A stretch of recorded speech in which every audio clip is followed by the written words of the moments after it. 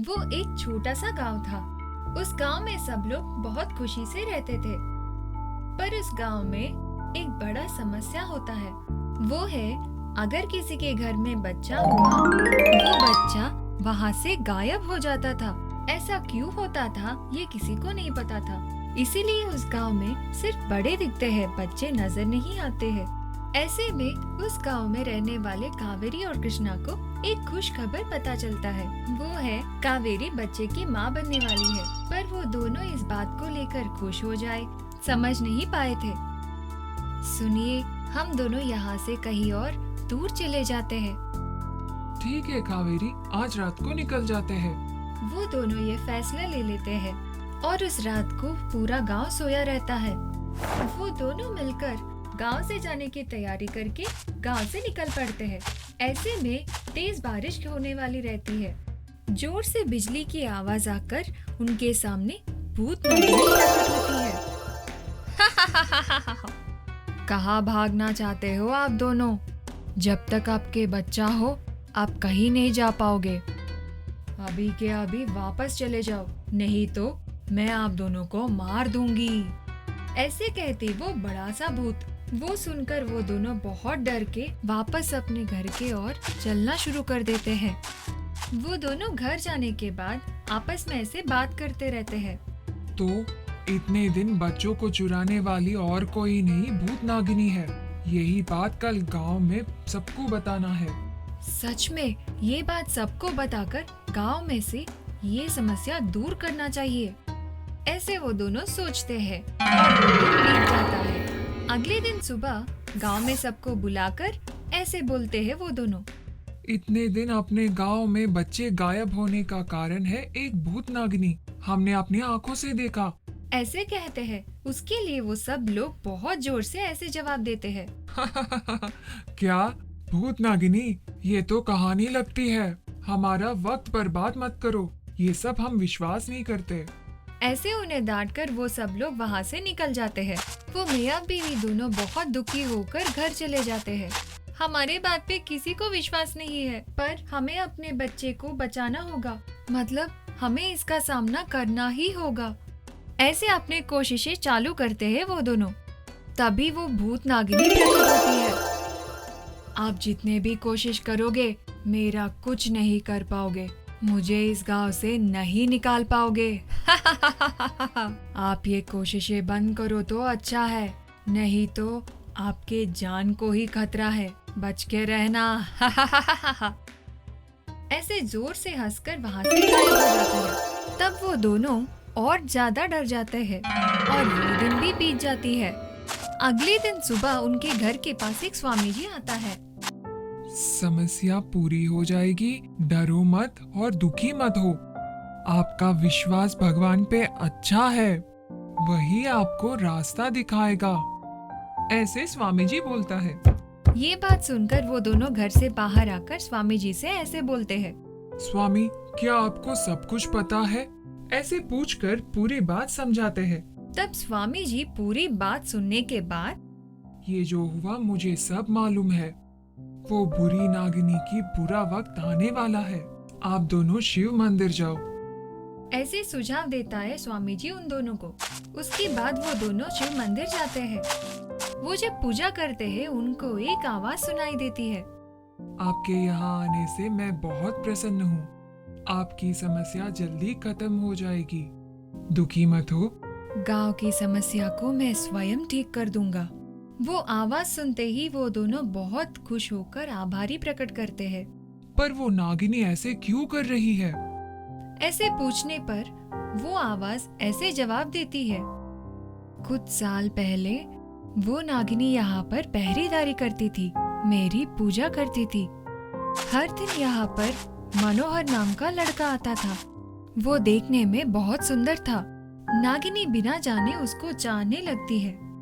एक दिन नागिनी, मनोहर, बहुत दिनों से मैं तुम्हें देख रही हूँ। मुझे तुम बहुत पसंद हो मनोहर। पर मैं तो एक इंसान हूँ और एक नागिन हो तुम। अपनी शादी नहीं हो सकती, मुझे छोड़ दो। वक्त के खिलाफ मैं कुछ नहीं करूँगा। तुम अगर मुझसे शादी नहीं करोगे मैं अपने जान त्याग कर यहाँ पे मर जाऊंगी। तुम्हारे धमकी के बाद भी मुझे डर नहीं लगता है। मनोहर के ऐसे कहने पर गुस्से में नागिनी मनोहर को मार देती है। उसकी इतनी बड़ी गलती से वो मेरी मंदिर से दूर हो चुकी है और मनोहर की आत्मा हर दिन मेरी पूजा करने लगी है। स्वामी, मेरे बिना कोई गलती की उस नागिन ने मुझे मार दी। मैं क्या करूं?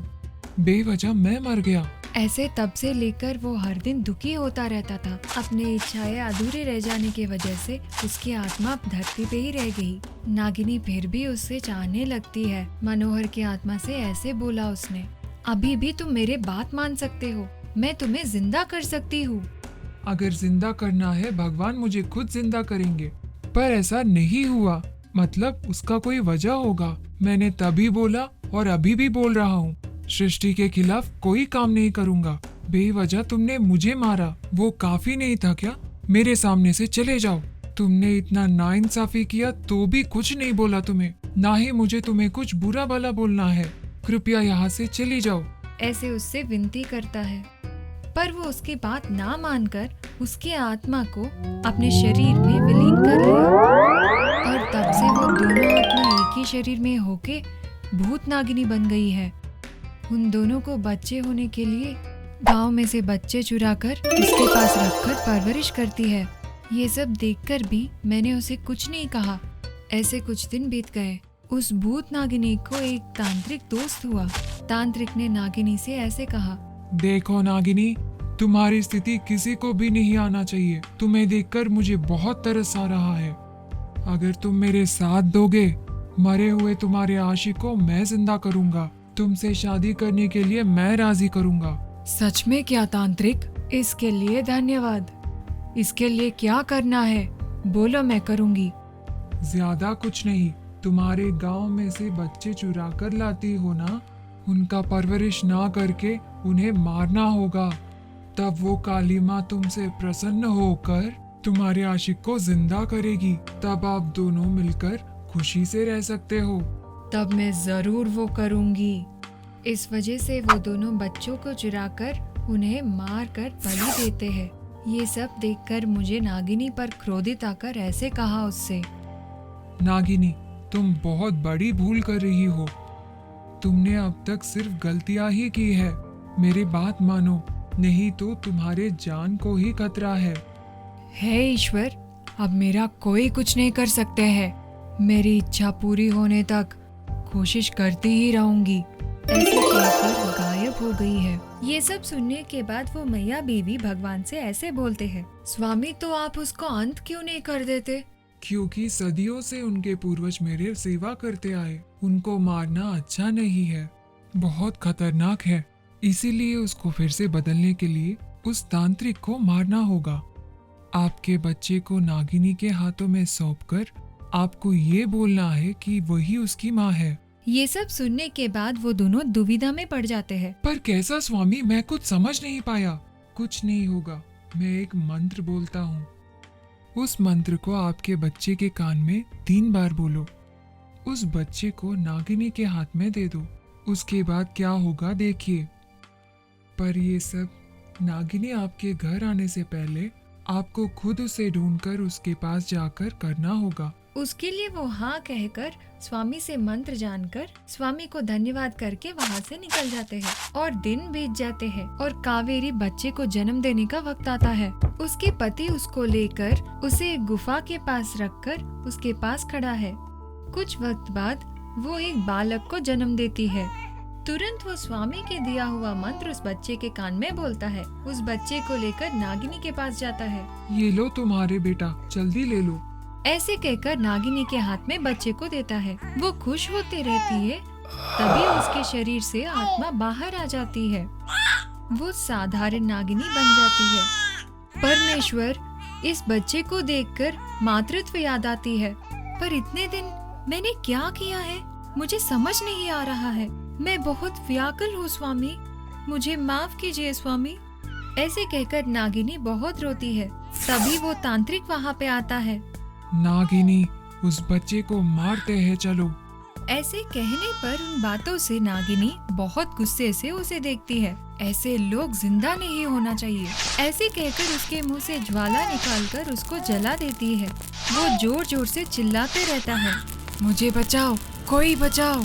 ऐसे चिल्लाकर भस्म हो जाता है वो तांत्रिक।